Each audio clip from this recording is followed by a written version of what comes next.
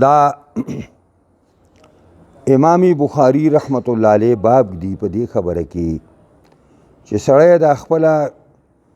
شرمګاه با خادینه مخکې باب النهي عن الاستنجاء بالیمین. امام بخاری رحمت الله علیه باب دی په دې کې چې نهي راغلی دا د استنجاء بالیمین نه، چې استنجا به په خلاص باندې نه کوئ. اگر چې دا یو مختلفون فی مسله ده چې آیا دا نهي دلته د تحریم د پاره ده او که دا نهي تنزیهی ده. هرحال جمهور علما تنزیهی نه پې وایي او بعضې اهل حدیث دې ته چې کوم دی دا وایي چې نه دا ضروري ده خامخا. بهرحال حدثنا معاذ بن فضالة قال حدثنا هشام هو الدستائي عن يحيى بن أبي كثير عن عبد الله بن أبي قتادة عن أبيه قال قال رسول الله صلى الله عليه وسلم نبی علیہ السلام فرمایلی دی اذا شرب احدكم فلا يتنفس في الاناء. کله چې اوبس کی یو تن ستاسو نو سا دې نه اخلي په لوښي کې دننه، په لوښي کې سا نه اخلي. یعنې مطلب دا دی یو کس اوبس کی او جام یې راواخیسته او په جام یې خوله کېښوده، په ګیلاس یې خوله کېښوده، نو دا دې په درې ساګانو باندې وڅکي او داسې دې نه کوي چې دا خوله د لوښي نه راوچتوي او لګیا دی اوبسکي، نو دا کار دې نه کوي. اوس دا یو سوال پیدا شو چې دلته خو باب منګه ایښی دی د باب النهي عن الاستنجاء بالیمین، او دلته پکې دا مسله راغله چې ساری په لوښي کې نالي، وایي د دې مناسبت شته دی. هغه دا دی چې نبي علیه الصلاة وسلام نبي هلکه خبرې به نه کوئ، ګورې هلکه نبی صلی الله علیه وسلم چې به اودس کاو او کمی اوبه به پالتو پاتې شوې نو هغه به هغې څکلې، نو دا مناسبت د په دې مناسبت باندې دا فرضه د حدیث هم دلته ذکر شوه.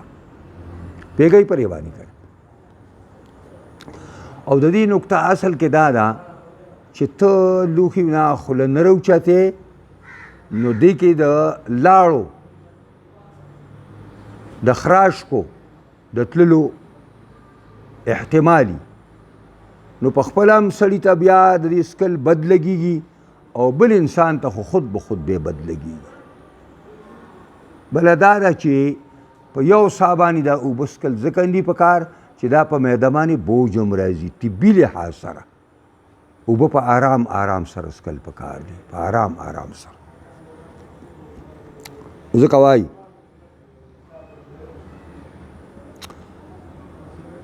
او وایذا اتى الخلا، کله چې یو تن په تاسو کې راشي بیت الخلا ته او د اودس ته ماتولو دپاره راغلی دی، نو فلا یمس ذکره بیمینه، نه دې مسه کوي خپله شرمګاه لره په ښي لاس باندې، په ښي لاس باندې دې دا کار نه کوي. او ولا یتمسح بیمینه، او نه دې استنجا کوي په ښي لاس باندې، استنجا دې نه کوي. نو دا فلا یمس ذکره، نه دې مسه کوي خپله خاص اندام لره په خپل ښي لاس باندې. د اودس یعنی معنا دا ده چې دا کار به نه کوي، ځکه چې حدیث کې راځي د نبي علیه السلام دا ښی لاس دا چې و نو دا د ښو کارونو دپاره او ګس ته د نورو کارونو دپاره دی، نو په ښي لاس باندې به دا کار نه کوي، دا به نه کوي. او دا ذکر د ذکر شو او مراد تینا مطلق شرمګاه ده، نو زنانه هم په دې حکم کې شامله ده. د هغې وجه اصل کې دا ده چې عام طور سره په احکامو شرعیو باندې مخاطب رجالي او زنانه چې دي شقایق الرجال دي، دا د سړو خپلې خویندې دي، نو کوم حکم چې ضروري هغه حکم د خور می پیږی پرې خبره باندې دا یې معنی او ولا يتمسح بيمينه او دارنګي دغه دا چې کوم دی استنجا دې نه کوي په خلاص باندې نو دا اوس بله مسله شوه چې دا حکم د دغه شرمګار ذکر هم دی او دا حکم د دبر هم دی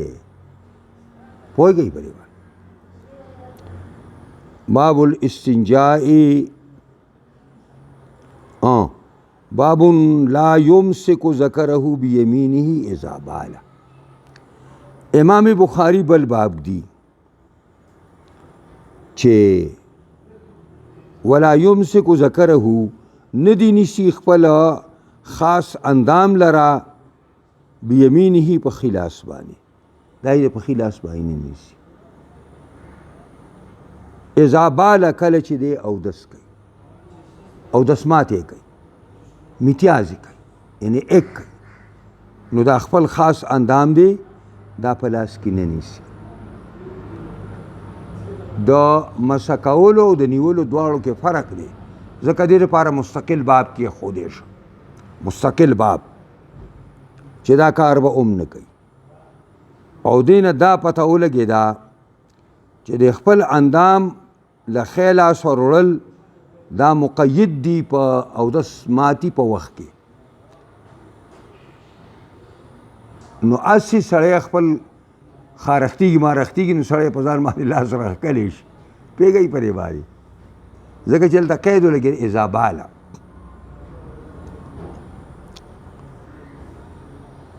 حدثنا محمد بن يوسف قال حدثنا الأوزاعي عن يحيى ابن أبي كثير عن عبد الله بن أبي قتادة عن أبيه عن النبي صلى الله عليه وسلم قال اذا بال أحدكم کله چې تشهد اسماته یو تن ستاسو ولا یخذن ذکره بیمینه ندی نیسي خپل خاص اندام لرا په خپل خلاص باندې او ولا استنجي بیمینه استنجا دې په خلاص باندې نه کوي ولا يتنفس بالنا درې وړ مسلې مخکې حدیث کې تیر شوی ولا يتنفس بالنا او صاد په لوخي کې دنه ناري باب الاستنجاء بالحجاره امام بخاری باب دی چې استنجا کول په کاڼو باندې څنګه دي نو دا بعض خلک وایي په کاڼو باندې استنجا به کوئ ځکه دې کې استنجا دې کې چې کوم دی پورا انقا نه راځي پورا انقا په دې باندې نه راځي بلکې دا کمیږي پې او د خاورې او د لوټي په صورت کې پټیږي په خاوره باندې قلع نه کیږي خو د هغې باوجود امام بخاري باب دی چې په کاڼو باندې استنجا کول دا جایز دی او دا د کاڼو ذکر وکړه چې دا د عربو اولین مخاطبین د قرآن او د شریعت اسلامی دا عرب دي او د عربو په ځمکه کې خاوره چرته ده خو شګه ده او کاڼي دي شګه ده او کاڼي دي پوهېږئ په دې باندې نو په دې وجه باندې د کاڼو ذکر دی نو دا پکې هم راله چې په لوټو باندې هم سړی اودس وچولی شي بلکې لوټه باندې خو ډېر زیات صفایي راتلی شي د کاڼي په نسبت باندې حدثنا احمد بن محمد المكي قال حدثنا عمرو بن يحيى بن سعيد بن عمرو المكي عن جده خپل نیکه روایت کوي چې هغه سعید بن عمر دی او هغه روایت کوي عن ابي هريره رضي الله تعالى عنه راوي الحديث نا قال اتبعت النبي صلى الله عليه وسلم وخرج لحاجته حضرت ابو هريره وایي زه په پیغمبر خدا پسې شوم او نبی کریم صلی الله علیه وسلم چې کوم دی راوته او د خپل او د سماتی لپاره حال دا دی چې پیغمبر خدا او د سماتی لپاره راوته دی او زه ورپسې شوم او وکانه لا یلتفتو نبی علیہ السلام د عادت شریفه و چې هغې یو په لار باندې تلل یو خوا بل خوا به یې نه کتل شاته به یې نه کتل بس نیغ به روان فدنوت منه نو زه ورته نږدې شوم نو زما د سپلو او د پیزار کړپارې واورېده نو فقاله ابغیني احجارا استنفذ بها او نحوه. ما ته الټه ما دپاره او طلب که ما دپاره ابو هریره کاڼي چې زه استنجا وکم په دې باندې استن پې زه بیا ځان پې پاک کم او نحو یا دې په شان بل لفظ ووایا.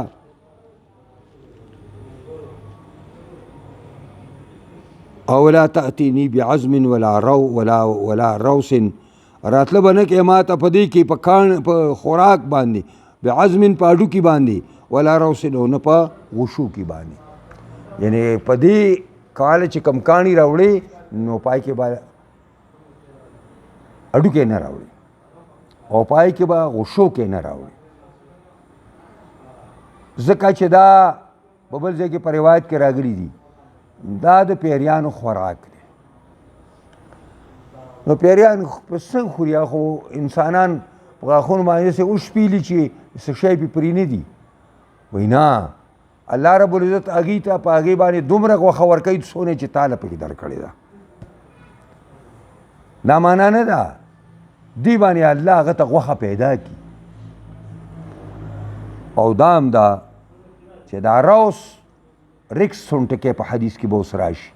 دا ګندګي ده. او بله دا ده چې دا هم روایتو کې راغلي دي چې دا د پیریانو د څاروو خوراک دی. د پیریانو د څاروو خوراک دی. نو دا د پیریانو د څاروو خوراک دی په دې معنا باندې چې په دغه غشو کې باندې الله تعالی هغې ته هغه ګیا ورکوي کومې چې زمونږ مال ته ورکوله. دا معنا خا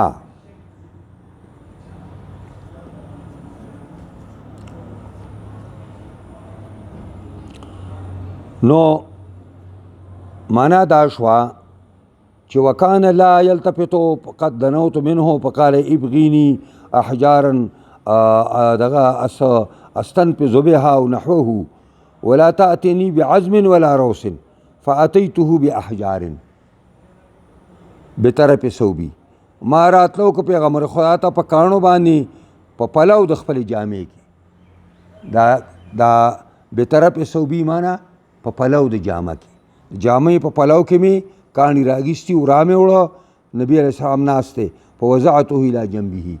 ما دا کاڼي کېښودل اړخ د پیغمبر خدا ته وعرضت عنه زه ترې نه لاړم شا طرف ته ځکه چې پیغمبر خدا دس ماته فلما قضا کله چې اودس ماته وکړه نو اتبعه بهن ورپسې کړه په دغه اودس ماتي پسې دا کاڼي ورپسې کړه یعنی کاڼي په ځان پورې اومګل معنا ده. باب لا یستنجي بروس. اوس امام بخاري بل باب دی د کې دا عادت دی چې یو باب کی دي او هلته حدیث ذکر کی او په حدیث کې کومې مسلې راشي نو په هره مسله باندې مستقل ذکر کوي. بیا باب لا یستنجي بروس امام بخاری باب دی چې استنجا به نشي کېدلی په غشو کې باندې. حدثنا ابو نعیم قال حدثنا زهير عن ابي اسحاق قال ليس ابو عبيدة ذكره.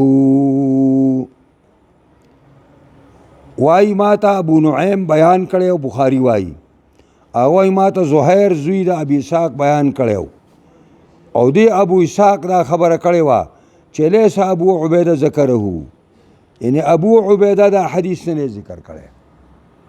پوهېږئ پرې واني ګوره دې کې یو خبره ده. ابو عبیده د امام د عبدالله بن مسعود زوی دی. ابو عبیده څوک دی؟ د عبدالله بن مسعود زوی دی او دی په چې هغه کله وفات کړی دی د 7 کالو نو په دې کې په تاسو د حدیثو کې ننوتی که نه تاسو به را چیړم راشي چې ابو عبیده چې کوم حدیث پلار نه ذکر کی دا سند دی که نه دی. نو امام بخاري دا ثابته کړې ده چې د 7 کالو وړوکی چې نو هغه اهل د تحمل الحدیث دی. خو بیا هم سوال دی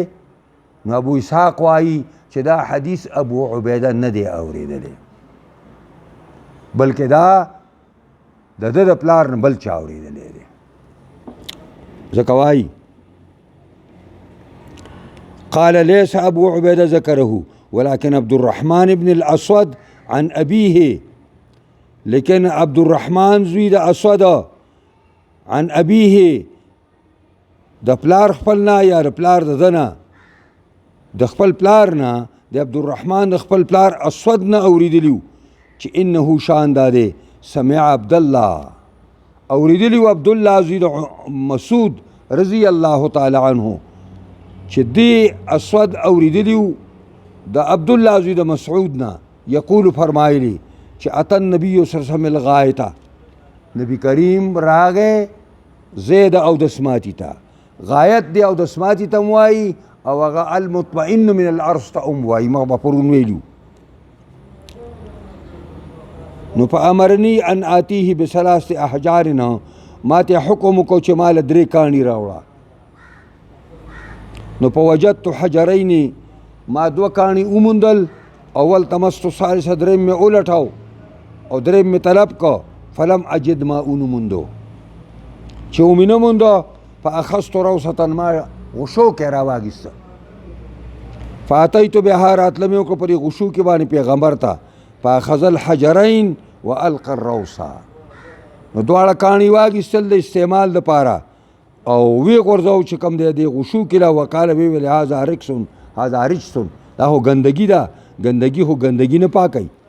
وقال ابراهیم ابن یوسف عن ابیه عن ابي اسحاق، او وی ابراهیم زوی د یوسف د خپل پلار نه هغه د ابو اسحاق نه خبره کوي چې حدثني عبدالرحمن، دا حدیث ماته عبدالرحمن بیان کړی، دا حدیث ماته عبدالرحمن بیان کړی. ځکه مونږ هلته وویل چې دا د ابو عبیده نه ذکر شوی نه دی، لیکن عبدالرحمن زوی د اسود د خپل پلار نه دا روایت کړی او دا روایت تحدیث کړی دی، صحیح روایت دی. دا باب الوضوء مره مره، په ځواني بس کوو نو بس وی کو پرې ځواني.